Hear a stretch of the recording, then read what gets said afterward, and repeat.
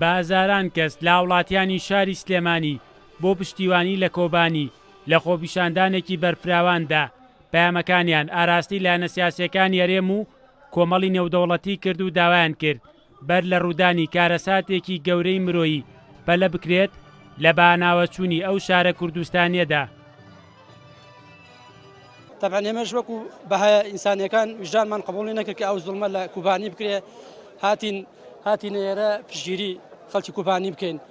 ئەمە بە هەموو چینە جیاوازیەکان هەمووی هاتووە ئەبێ خۆمان ئامادە بکەین نەک بۆ کۆبانێ بۆ هەموو بسێک لە خاچی کوردستان مادام وشەی کوردمان بەناوەیە ئێمە فەرقی ئێرە و ئەوێ نابێ بکەین.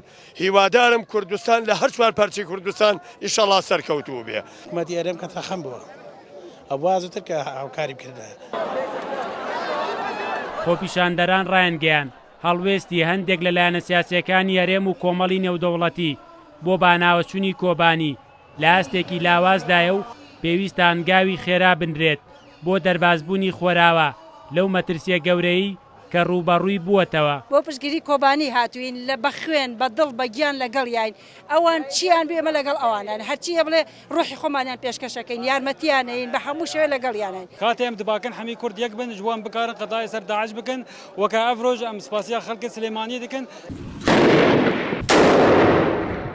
ڕووداوەکانی ئەم دوایی خۆراوا و ئەو مەترسیە گەورەی کە ڕووبەڕووی کۆبانی بووەتەوە جیهانی بەخۆیەوە سەرقال کردووە و بەردەوام شەڕەڤانانی یەپەگە لە ڕووبەڕووبوونەوەیەکی سەختدان لەگەڵ تیرۆریستان و تا ئێستا ڕێگە نەدراوە کۆبانی بکەوێتە دەستی چەکدارانی داعشەوە.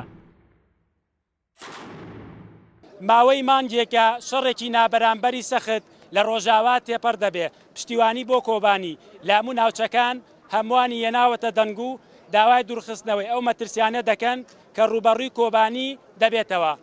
مەریوانە بڵا کورد سات نیوز سلێمانی.